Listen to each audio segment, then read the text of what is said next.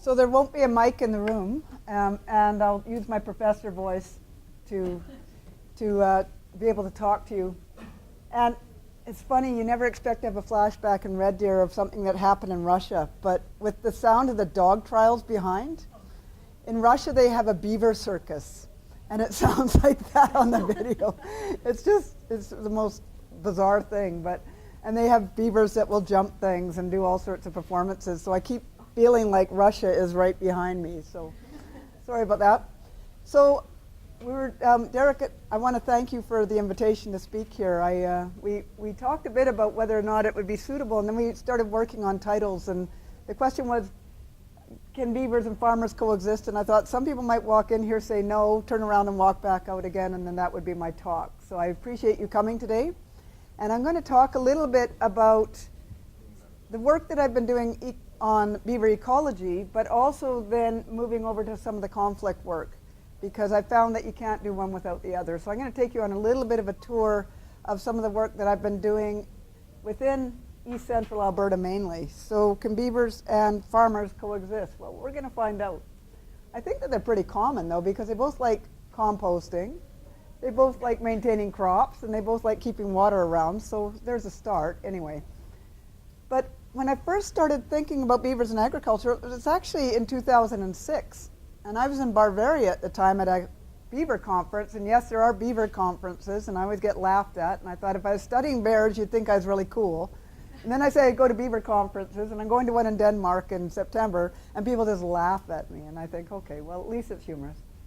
But the first time I thought about beavers and agriculture was in Bavaria. And the Eurasian beaver, there's only 2 species of beavers in the world. The North American beaver, Castor canadensis, and the Eurasian beaver, Castor feber. And so the Eurasian beaver was almost wiped out to extinction. There was only about 1,200 individual beavers in all of Eurasia. That's all the way from Mongolia to the British Isles, up to the Russian Arctic, down even to the northern parts of Italy and Spain. All gone, except for 1,200 individual beavers. And so in Bavaria, that was one of the small pockets that still had retained some of the original beavers. And so they had a major influence in the beaver reintroduction programs that were happening throughout Europe. And you're thinking, well, how does this have to do with agriculture? Well, the beavers would be in the canals and the streams and the rivers that were right adjacent to a lot of the agricultural fields. And so what the Fish and Wildlife Department, or the equivalent of, would do with these beavers that were coming into the mainly sugar beet fields and eating up all the sugar beets adjacent to the river system. So you'd come into these fields and it would just be raised. And I never thought, coming from somebody who studied beavers in an aspen forest, that the Bavarian equivalent to aspen was sugar beets. They must have had really bad teeth, but anyway. So they do this. So they said, well, we need a really, really big trap, much like the live traps that we use for squirrels and mice, but we need it really big. And they dumped apples and carrots in there. There's some carrots that you can see in that trap. And they put them on these beaver runs adjacent to these streams and things where they were coming into the fields, and they'd trap them.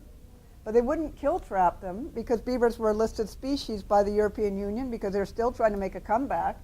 They would translocate them all over Europe and into Eurasia. And so that was the start of this recovery program in Europe. It's got to the point where it was so successful that they're now trying to figure out how to deal with human-beaver conflicts. And that's where some of my research in North America has come in as well. So that was my first interface with beavers and agricultural areas, not to mention that they can dig tunnels and all the rest of it in the size of these things. So my work with beavers has gone back almost 20 years now, and a lot of it has been ecological. A lot of it has been looking at biodiversity and how beavers can maintain water on the landscape during droughts and how that works. And so I spend a lot of time year-round out on beaver ponds and in these systems. When I was studying beavers way back in 2002, many of you probably remember the worst drought on record. The worst drought in 137 years of climate data. And that was right in the heart of some of my most critical research on beavers. And I thought, oh man, what's happening? My ponds are drying up. And I started to get a feel for this interface also with beavers and agriculture then too. Because what I was finding was that even though the beaver ponds were going down, and this is a pond in northern part of Elk Island National Park, right adjacent to lots of grazing lands, that beavers were digging these channels and keeping water on the landscape. Every other pond was drying up. The only ponds that had water in them were ones with beavers in them. And what I was also noticing adjacent to the park was that anybody who had cattle were desperately asking their neighboring landowners who had beavers on their landscape if they could put their cattle there. That was the only place they were finding water, number one, but also number two, it was the only place you would ever find anything that was green. All of those sedges and rushes along the edge and the grasses along the edge of the beaver ponds were the only green edible vegetation for cattle. And so you just see cattle moving around in the area to lands that had beavers on them. Well, that was pretty dramatic. So I started to work with my PhD advisor at the time, and we started looking at some of the data that we could get a hold of over a 54-year period. And so we looked at the maps from the Warden Service in Elk Island National Park, and they would map all the active and inactive lodges over time, because beavers were reintroduced to Elk Island in 1941 from Banff National Park. They brought 7 beavers in. And so they would document exactly where these beavers were. I could get historic air photos going back to 1940, I think it was 1942 at the time. And so I could on-screen digitize using a program called Geographic Information Systems. I could figure out the areas of these ponds over time. I could figure out where the beaver locations were, whether they were active in red or inactive, abandoned in yellow, and how that changed over time. I looked at climate data and precipitation and max and min temperatures and how much was evaporating, all of that, so that I could figure out whether it was beavers that were driving water on the landscape, or what I really suspected was it was just precipitation, and that beavers were just taking advantage of it. That's what both of us, Dr. Suzanne Bailey and I, both thought.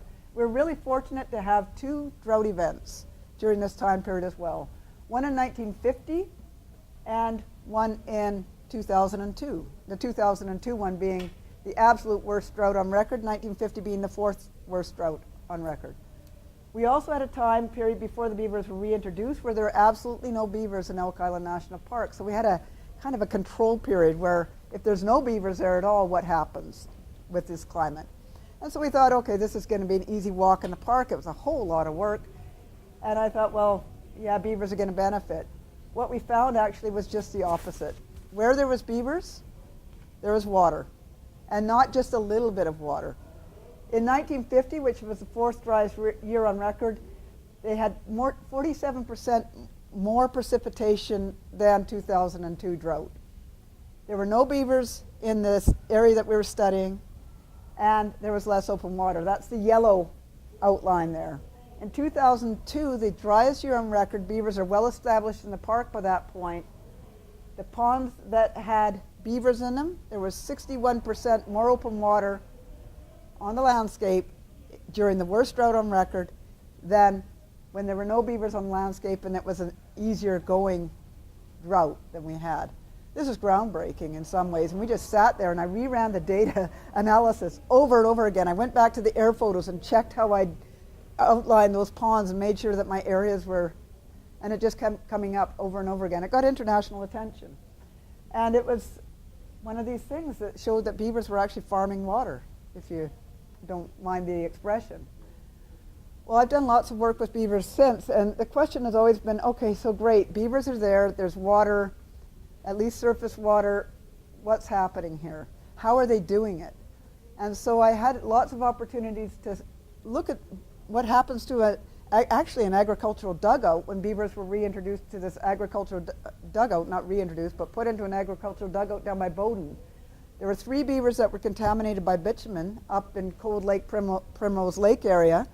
I got a phone call all the time, immediately, not all the time. I was going to say I get beaver phone calls all the time, but this one was one where they said, we've got these 3 beavers, can you set up a study? And I said, okay, sure, I can do that. And I said, when do you need the proposal by? And they said, tomorrow morning. And I said, okay, I'm going to Ireland for a conference, but we'll do my best. And so we were able to watch these beavers over time, and we actually got some really cool video footage that showed exactly how beavers were starting to manage water on the landscape. So this is, I always want to play the Chariots of Fire. I say this all the time, but if you can imagine, the Olympics are on anyway, so we can pretend, right? And so this is the mud lifting competition. So this is Brownie, one of the 3 beavers. I didn't name them. They came with names. Lifting handfuls of mud to maintain this lodge, putting that mud on there, and on the other side of the lodge is another beaver named Mary doing exactly the same thing. And we could sit there for half an hour at a time just watching this over and over and over again. He pats it down, turns around, job well done. No, they don't lift mud with their tails. And he goes back in and he's going to do it again, all over again. Repeatedly digging those pond bottoms, making the ponds deeper, and doing something else that's pretty spectacular as well. And I'll talk about that in a sec. Another thing, though, is that by this activity that we call in ecology ecosystem engineering, beavers can also engineer their way into a lot of conflict with humans. And so I'm going to balance this ecology with conflict in this talk today and talk a little bit about this. So prior to becoming a professor in 2012, I was actually with Parks Canada for almost 20 years with the Warden Service, so as a park warden. And I also worked with beavers then, but in a whole different capacity.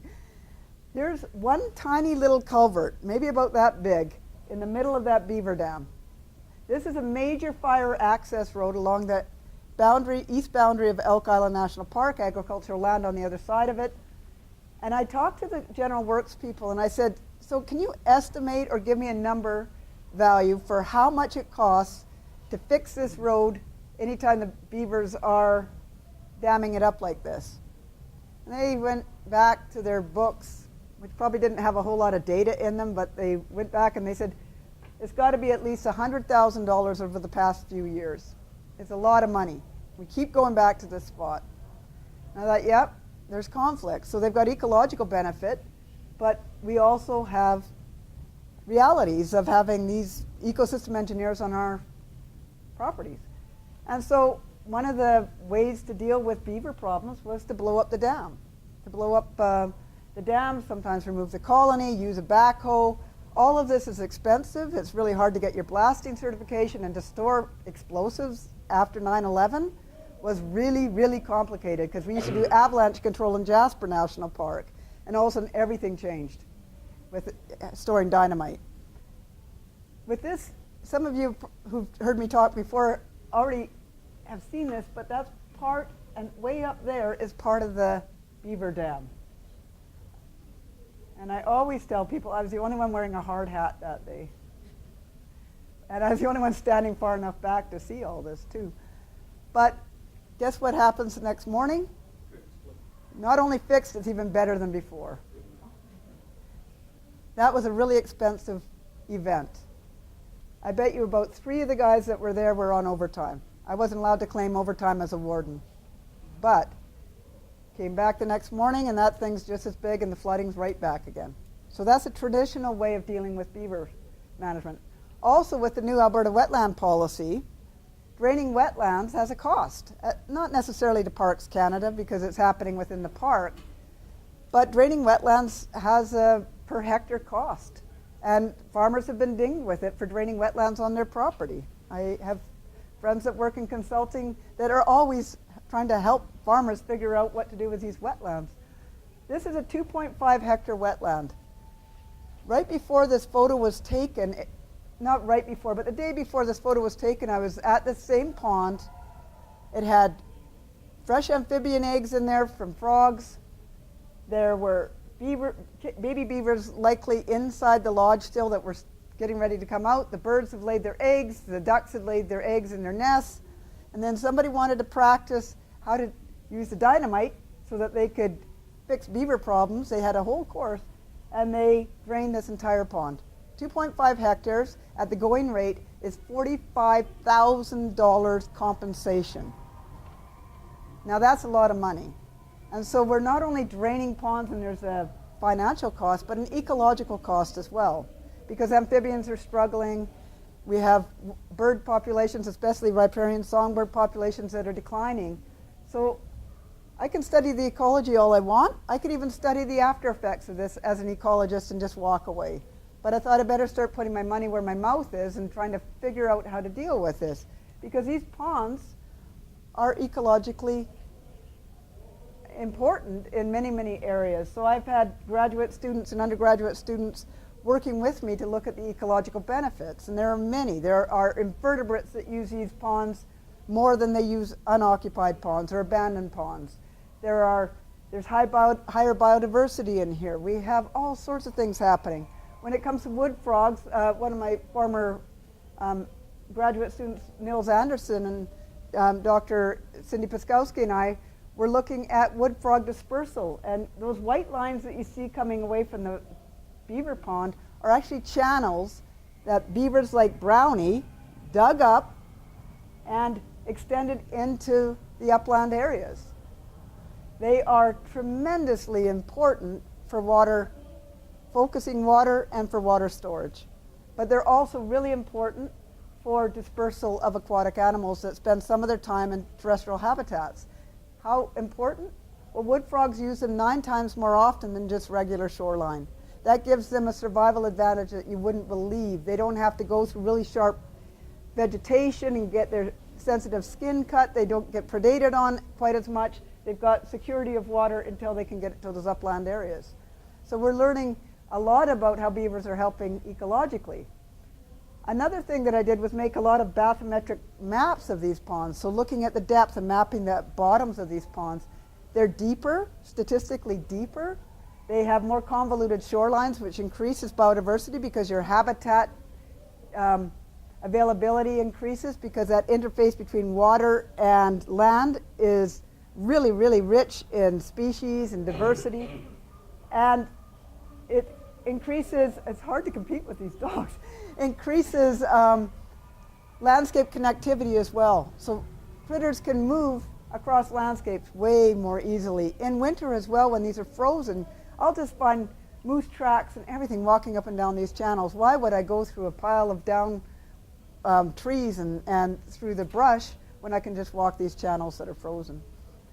And so the red dots on this map indicate active beaver lodges. So I always do a yearly survey with my students of Miquelon Lake Provincial Park, and we always say which lodges are active and which lodges are inactive by year, because it switches on and off as we go. So they've got a tremendous role in moving water around, keeping it on the landscape. Those channels actually focus water into the ponds during drought.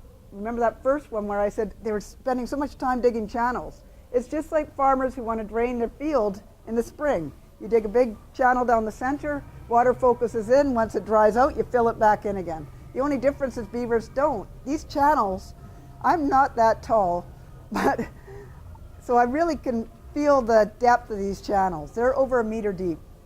They can be over 1 meter wide, and the longest one I've measured is 500 meters long. They joined several different channels over time.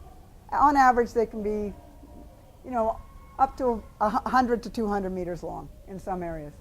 And some of them are really short too, but they're all focusing water onto landscape.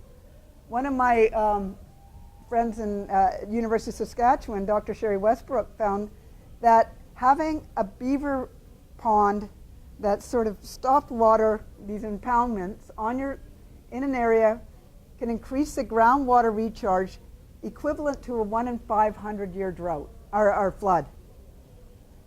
Your groundwater is just getting absolutely filled up again just by having these impoundments there.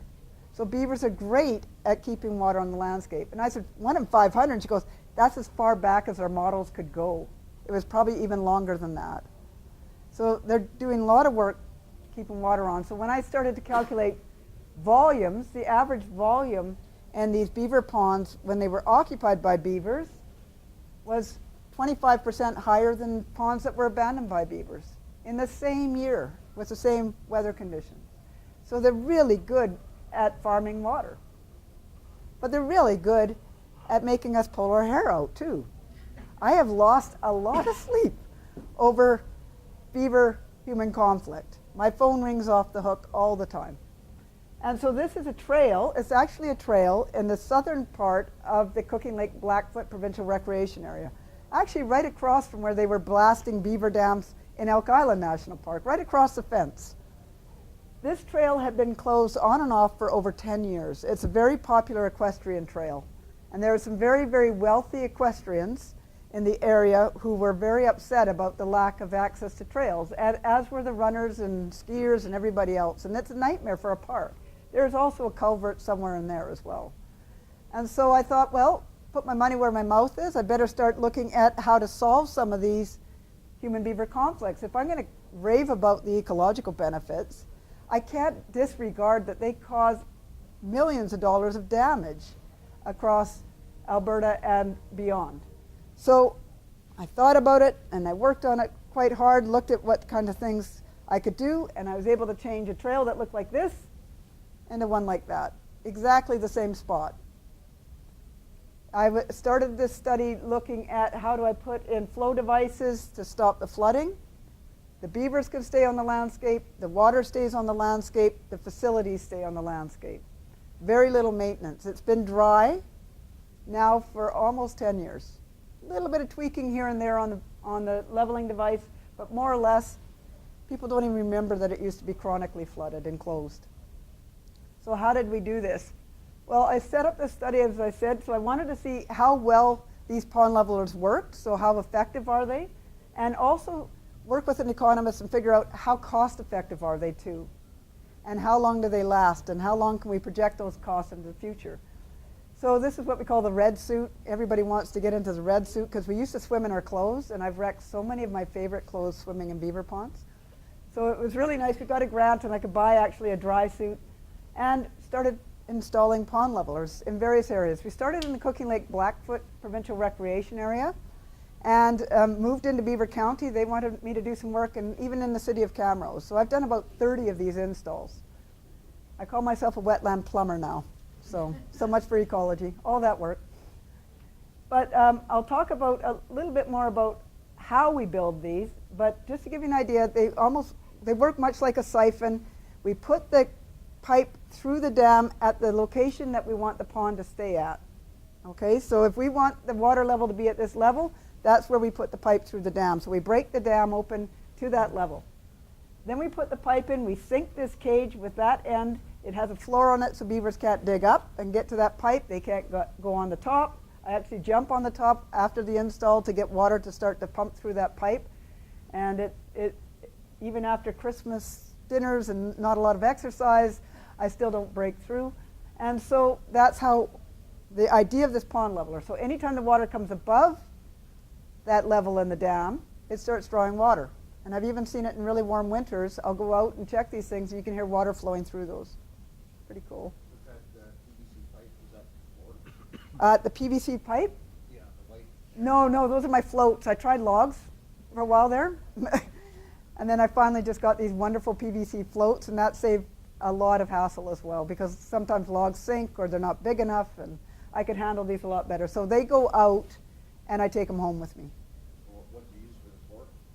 The floor, all of this is, they know me first, yeah, well, I build the cage though out of a number 13 hog fencing, galvanized hog fencing from UFA. They know me on a first name basis from UFA. This is just culvert pipe. It's that, I'm going to say this wrong, HDPE, high density polyethylene pipe or something like that. Anyway, they sell all this stuff. I use hog rings to join up the hog fencing and everything else. It's all, a lot of it's from UFA.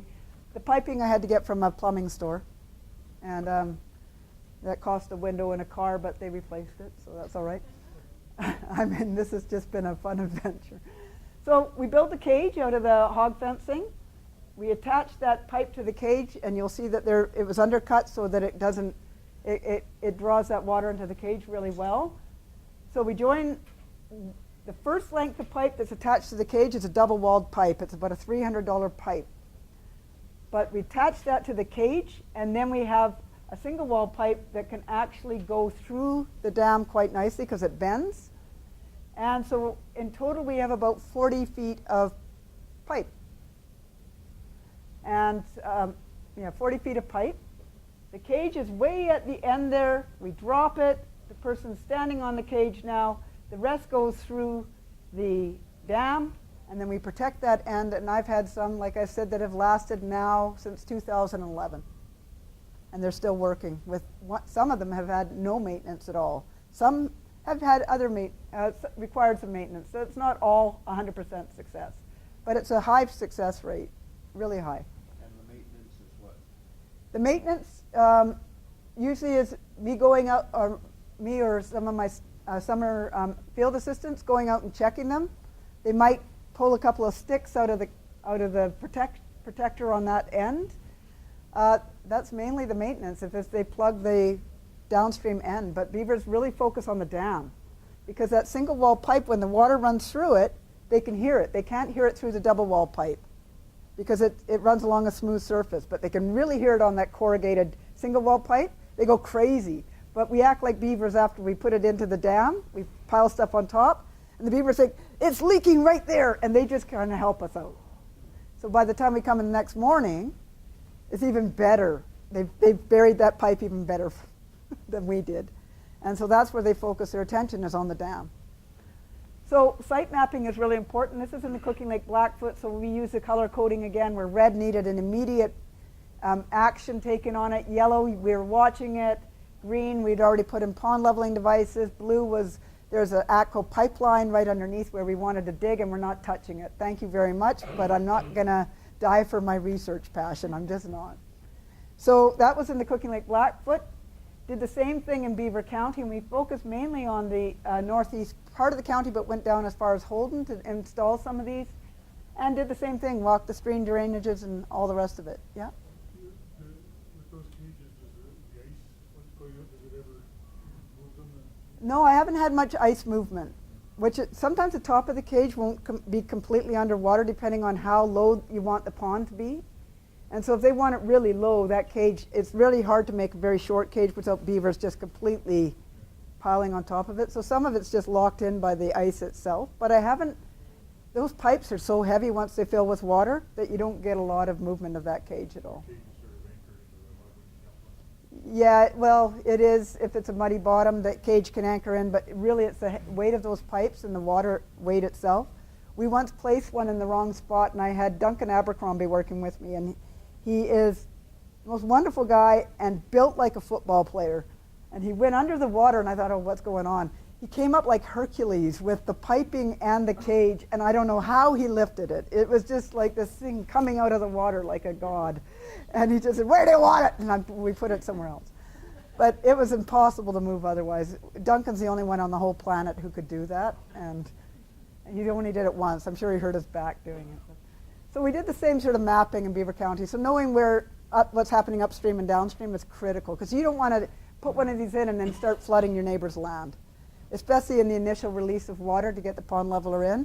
You've got to make sure you know what's happening upstream and downstream on these. Beaver County was great. I just want to make sure I'm on time. Beaver County was great. They did a whole PR project with their web masters and their PR people. We have a whole website up there that talks about this, and we did lots and lots of work with newspapers and the like, and it was great that way. They were just really supportive of this project, and had us talking at Bounty in the county. Thank you.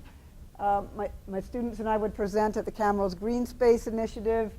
They made videos that are still available online at the Beaver County website that shows how we make the pond levelers right from start to scratch.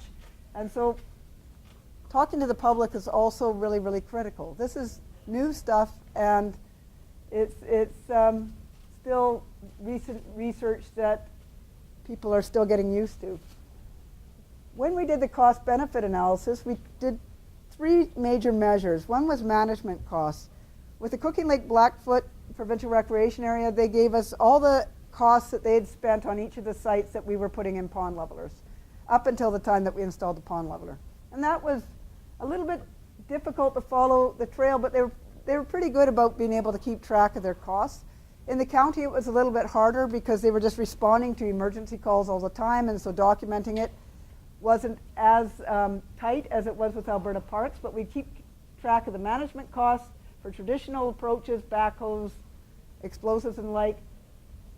We looked at, for the Cooking Lake Blackfoot, a willingness to pay model where how much would you value this trail if you could use it without any flooding by beavers. And that gives us some sort of way to value the facility. In the Beaver County, we looked at wetland valuation. So what hectare area of wetland would be lost every time they drain these ponds, if they were to be charged for some sort of compensation value? They weren't, but what if they were? And then we kept track right down to the penny of our installation costs, right down to the half kilometer to drive to the site. We kept track of everything. And so that gave us some input into a cost-benefit analysis. So these were the results, and they're both over a 3-year period, and you'll notice a difference in the numbers, and I'll walk through the numbers real quick. One of the biggest differences is because of the management costs, and the tracking of them was much tighter with Alberta Parks than it was with Beaver County. And so I think the management costs for traditional management in Beaver County were really underestimated because they just didn't have a lot of the data. This is with the willingness to pay costs, so it's really, you know, more of a theoretical value, the $2.7 million savings over 3 years for those 13 sites. That's if you were to do traditional management versus the use of these pond levelers. But we can get to a dollar per dollar value if we just look at a sensitivity analysis and take out that willingness to pay value. The social discount rate is a provincial value that goes into these. Over $384,000 savings at those 13 sites. Oh, that's Beaver County. Okay, so this is 2.7 million. If we took out the willingness to pay, it's still over an $81,000 savings to Alberta Parks over that 3 years.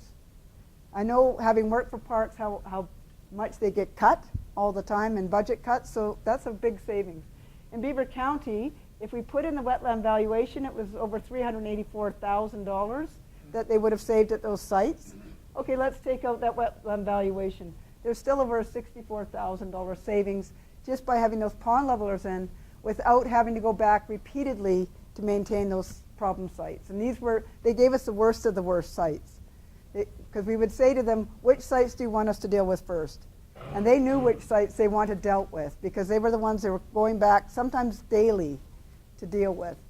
And so there's this benefit of having these pond levelers in, and they're cost effective. So we've done a lot of work in the Cooking Lake Blackfoot Provincial Recreation Area, Beaver County, and Camrose, as I've said, put in about 30 of these, and a lot of them are working really well. I've had problems with probably 2 of them out of the 30 that have kind of caused me a little bit of grief, and that's usually when there's really narrow channels involved and the beavers just keep trying to build repeated dams down these channels. So the way I solved that was to make a pipe that extended all the way the length of the channel into the pond and put caging around it. Always out thinking these things. In this photo, all but 2 of the people in that photo were not directly hired by me for the project. One person is former employee of Beaver County, but other people just volunteered. It's like a Tom Sawyer project almost, and I'm thinking, oh man, you really want to help with this? You're going to get muddy and stinky and all sorts of, oh yeah. So it's not hard to find volunteers for this. But this was a pond leveler install that we did at an agricultural site in Beaver County, and there were hay fields coming almost right up to the side of the stream. And so we were able to help mitigate some of the flooding on this agricultural site because half of his canola field would be underwater in the worst of it. So how do we go from a site like that to one like that? Well, sometimes it takes all sorts of different methods, everything from backhoes to trappers, but also pond levelers can be another tool in the toolbox. I'm not saying they're the only tool, but they are one that has been cost effective.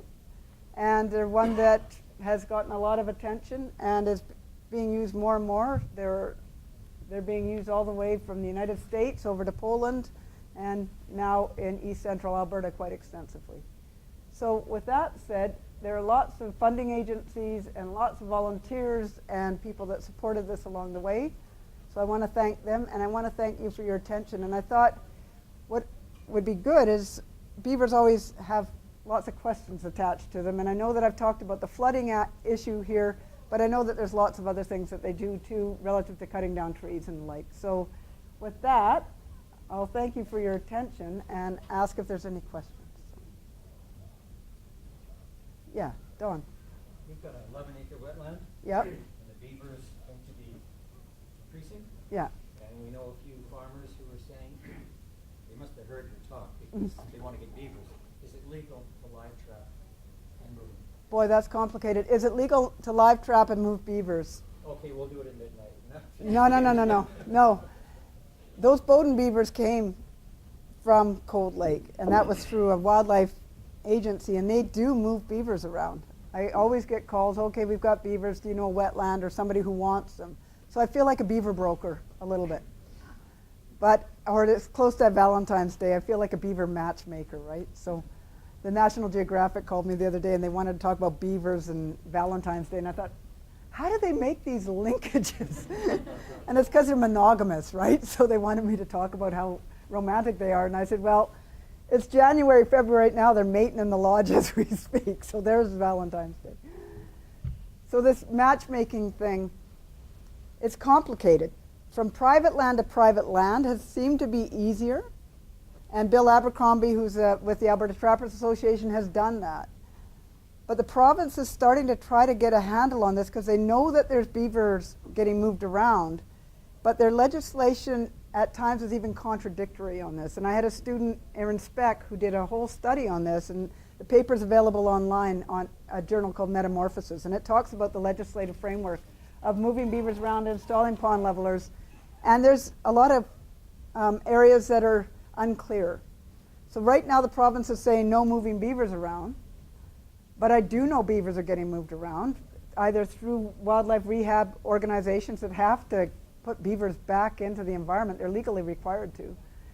And through private sort of landowner to landowner through the Alberta Trappers Association or registered trappers. It's not the Alberta Trappers Association that's sponsoring this, it's registered trappers with that association. So it's sort of a gray area. Always check with Fish and Wildlife, but if you talk to a reputable trapper, they probably already know what Fish and Wildlife, and they'll have that connection for you with Fish and Wildlife. So live trapping does happen, and I know that there's a place in Bragg Creek where he had beavers moved onto his property, and he's shown up in articles. I've met him. He's a lovely man. He's had all sorts of ecological success there, and that was a translocation. So These ponds, like in Elk Island and that, are they flowing streams or are they just sort of drainage catchments? that's a great pond. Are the ponds in Elk Island flowing streams or just catchments? They really are mainly isolated ponds.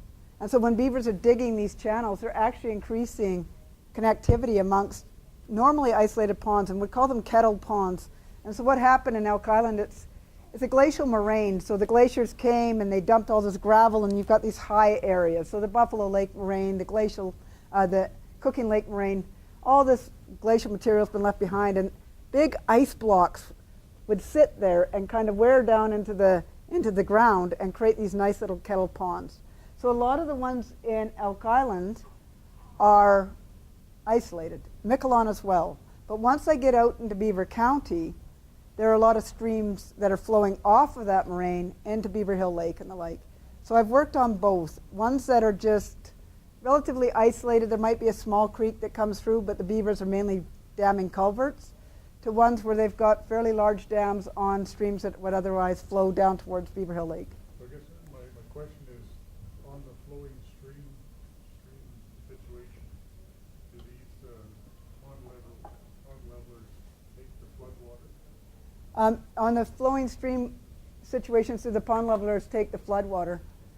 I haven't had problems with the ones on the flowing stream situations, and usually what happens, and Sherry Westbrook's work is showing this too, because she had sites in Kananaskis area during the 2013 flood, was it? And she lost very few of her dams. She was surprised because she said, where's all this water going? It was ending up getting into the groundwater. But she saw that a lot of the water was going over top. That doesn't mean that beaver dams won't blow out. But I've also had heavy rain years in Beaver County with ones that are actually on streams. And they're some of the ones that are performing best because it almost cleans out any silt that was in the pipe and just kind of washes it out. And then water would go over the top. So I haven't had any breaches happening. So, and I actually like doing them better on some of the places that actually have a bit more water flow because that really gets that water draw into the pipe really quickly, and it's usually really, really deep in front of those dams rather than some of these shallower ponds. Yeah. And then you first. I've got two questions. The first one is the oil field company that has a couple of wells on that place. Mm-hmm. There's a road across a creek with culverts, Mm-hmm. and beavers were causing a problem. They put up something that's a bit different design, but Yeah. somewhat similar to that. Mm-hmm. Seems to be working great. Yeah. But the other question I have for you is, have you ever tried any other techniques for moving beavers around? Because I raise sheep, right? Mm-hmm. Which means I have a bunch of guardian dogs. Yeah. And where I fenced in the creeks where my guardian dogs were traveling that year round, Mm-hmm. I don't have any beavers there. They moved up to the north end and to the south end. Yeah. So it's been perfect. So with the guardian dogs. Yeah. Yeah, beavers don't, one of the top predators. So the first thing is that it was a different type of device that was used, and there are commercial products out there. I have tested some that have been a catastrophic failure, where it was actually harder to get the device out the next morning than it was to put the thing in, because it was under 2 feet or more of mud and sticks that were shoved in just the right way. There are other ones that work really well. So there are commercial ones out there. The dog idea, that people do use scent sometimes to try to keep beavers away from areas. And the one scent that works the best is canine, is one of the ones.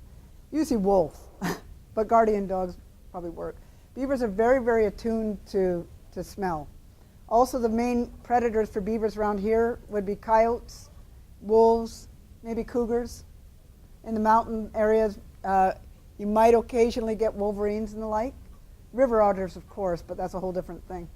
But they might have also just, because the guardian dogs were there, they ate as far away from the shore as they felt comfortable, but it was probably a shorter distance, perhaps, with the dogs around than they would normally if the dogs weren't there. So that's a really neat technique.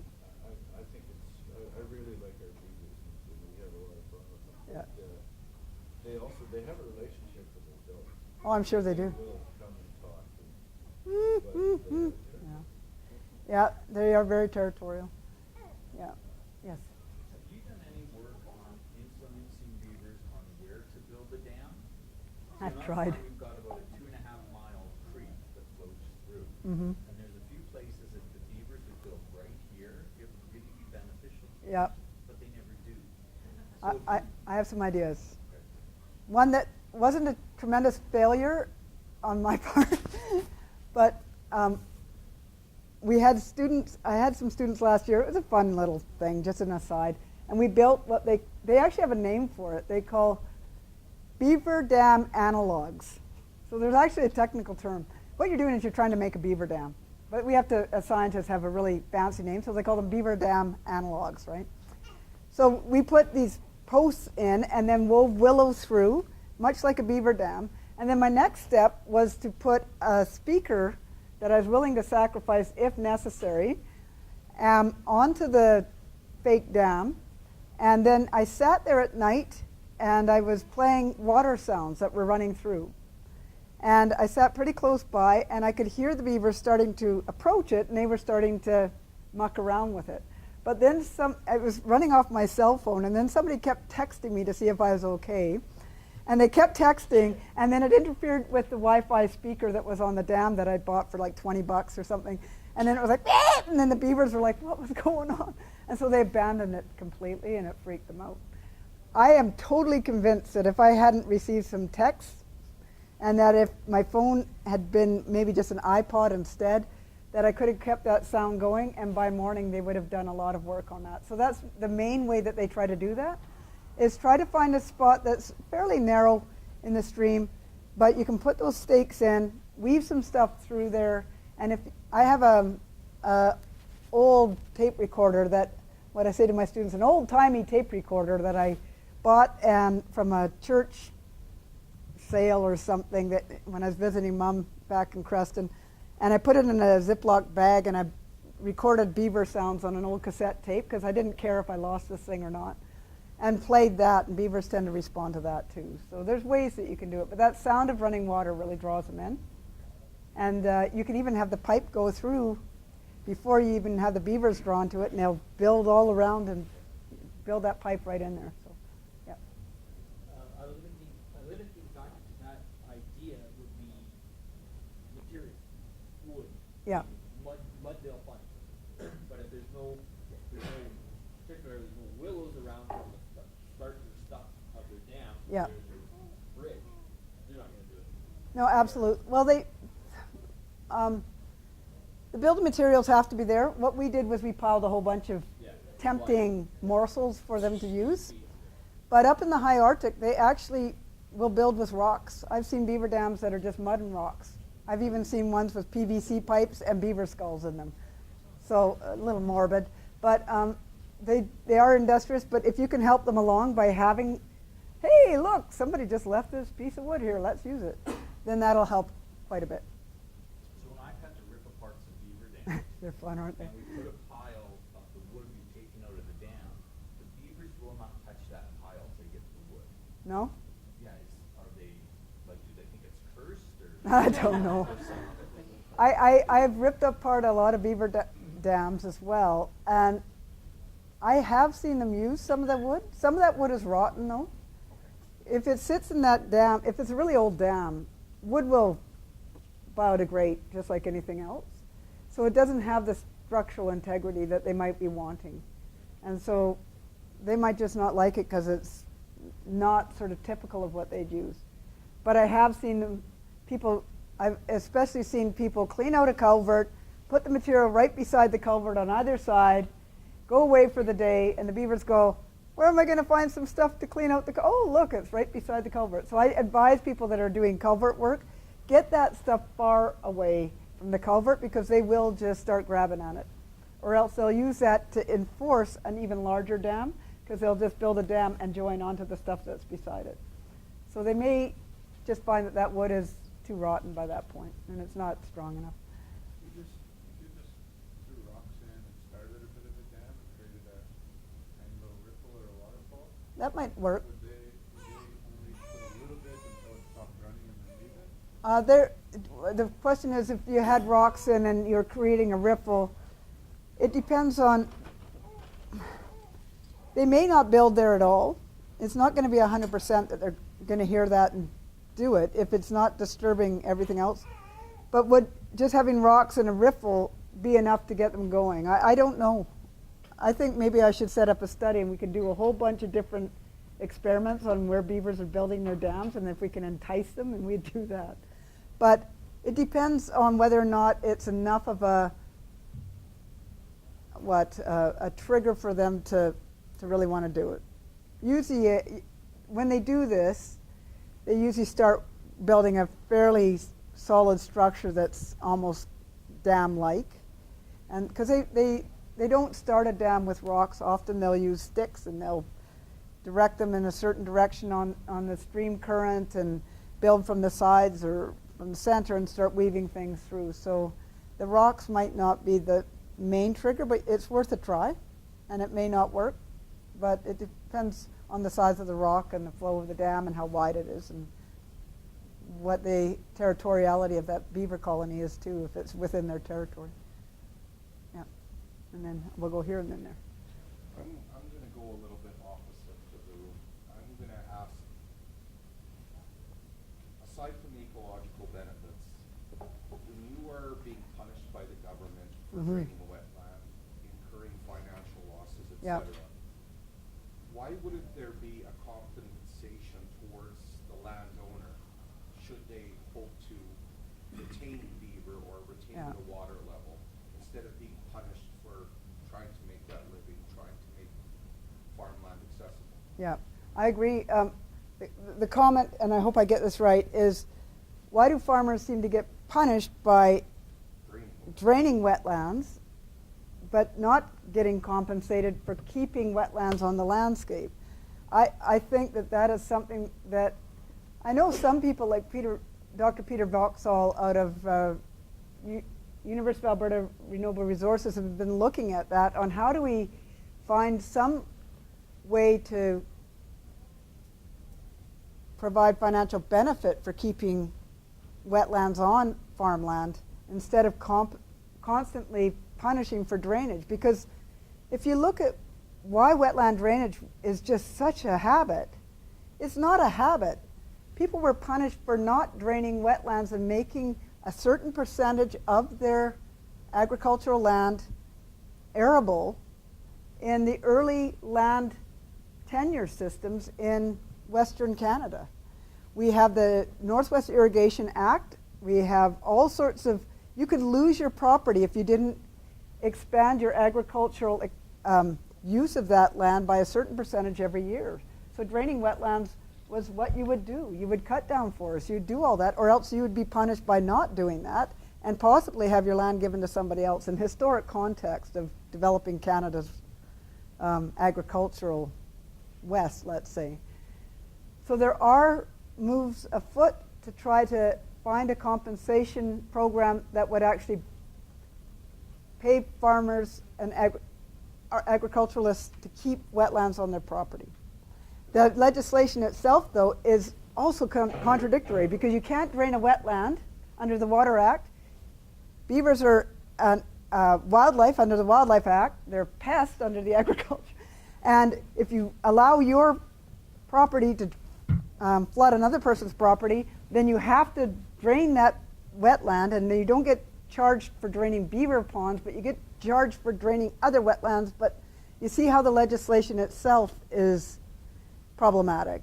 And so I think the government now, they've heard me speak enough, that they're starting to try to figure this stuff out, but they need to hear from people who are being affected by this. So did you want to add to that? Sure. Maybe speak up a lot. So.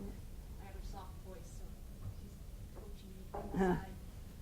I've done some work on the wetland policy aspects of beaver management as well. Some municipalities are going towards the ALICE system. I don't know if folks have heard about that as well. And that's where some of these compensation tools for conservation are actually being used and really developed and refined. That starts with the municipality. So you can talk to your local elected officials, start planting seeds for that. And usually it's a compensation rate that's based on the expense to you as a farmer, so it actually compensates you for whatever expenses you might incur for keeping that beaver on the landscape or doing something to keep them there. Maybe you two could talk even more about that, or this is Dr. Dee Patriquin, so she has more of an expertise in environmental policy and that. I had a question back there first, so, and then I think we'll probably have to wrap it up fairly close. We're getting close to lunch here. Well, just a very lighthearted comment. Oh, that's all right. I like lighthearted. Serious discussion. Do people call you the modern-day gray owl? Modern day gray owl, no, they call me the Beaver Lady. I do a lot of public talks, and I'll be in Safeway, and some little kid's like, Mommy, Mommy, the Beaver Lady! I'm like, oh man, all I want to do is buy my groceries. You're called, Eric. You got like 2 more minutes. Okay, so one question here and one question here. I'm on a flowing stream and I love the beach. Yeah. But on a flowing stream that goes through a cycle. Yeah. Build up a dam, they lose the forest or the bush. So my question is, and I want to keep them, so we try to control the hunt. But my question is, what species would be the best to plant to keep food source to keep them? Either willow, what's the best food source for beavers is either willow or aspen. Yeah. and willow's really quick. But you've got to make sure that that willow can take before the beavers get at it right away. Okay? What kind of events take place at the beaver shows? What kind of events take place at the beaver? Man, I wish I had a copy of that video. It is just the most bizarre thing. They have beavers doing tricks and they're dressed up, and it's the weirdest. I think what happens in Russia stays in Russia, and that's all I can say. Anyway, I want to thank you for your attention. Thanks so much for coming to a talk on beavers.